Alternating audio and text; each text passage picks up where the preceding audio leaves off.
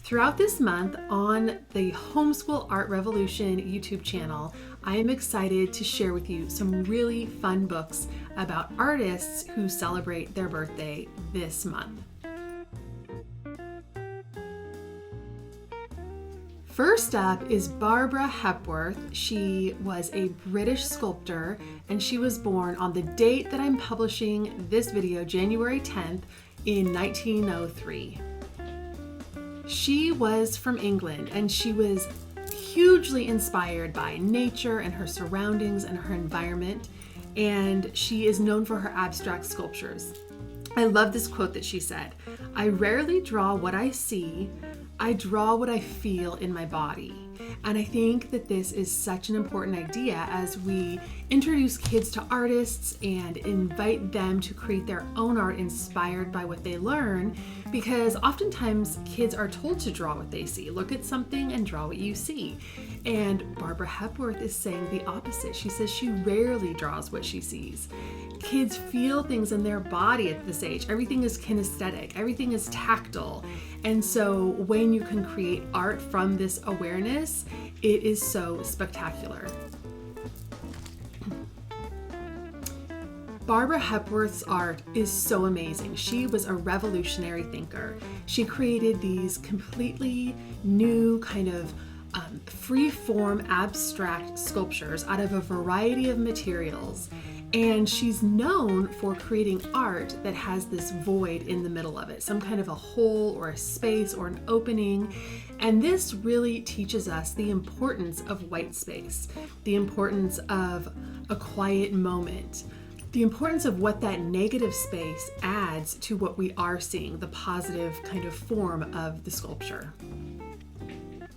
There's also something really powerful about abstract art. It evokes our imagination. We are invited to think about, what could this be inspired by? I wonder what the artist was going for here. What does this remind me of? So as we're looking at the art, we can bring all of these questions and curiosities to the conversation. Her art is simple, it's minimal, while also being epic and iconic, a really interesting balance that she is able to strike with her artwork. And something else really interesting to note is that she encouraged people, the viewers of her art, to touch her art. So of course not the art that is held in art museums, but the art that you find outside in sculpture gardens.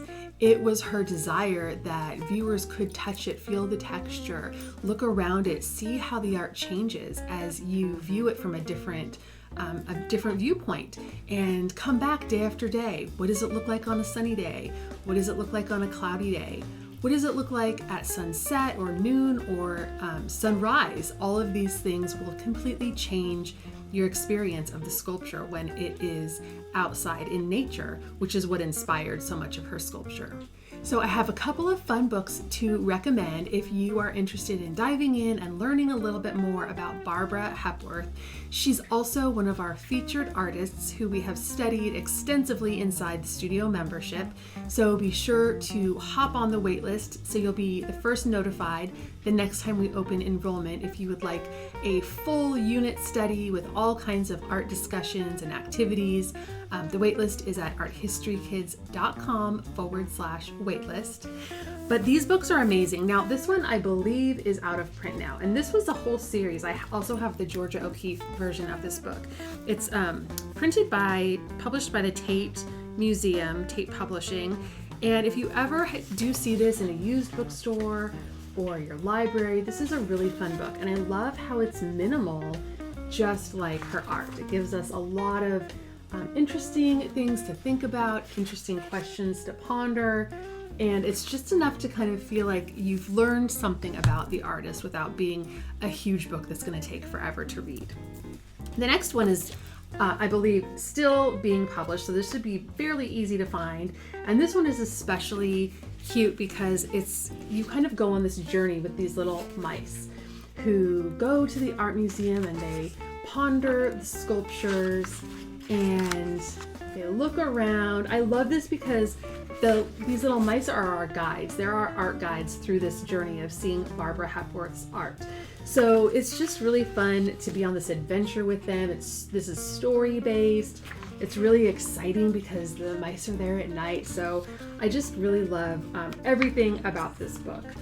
So even let's see, the typography is even kind of sculptural in this book, which I think is really, really fun. So you'll notice that in the beginning, even attention to detail, just like the way that the words are coming out of their mouth, it even looks like sort of a little sculpture. So this is a really amazing book. If you want to pick this up at the library or order it or find it in your bookstore, that is also a great supplement to your Barbara Hepworth explorations. So enjoy your Barbara Hepworth explorations. She is so inspiring. We can learn so much by looking at her art together. And if your kids create something inspired by what they learned, please be sure to tag me at Art History Kids on Instagram. I would love to see it. Until next time, stay inspired.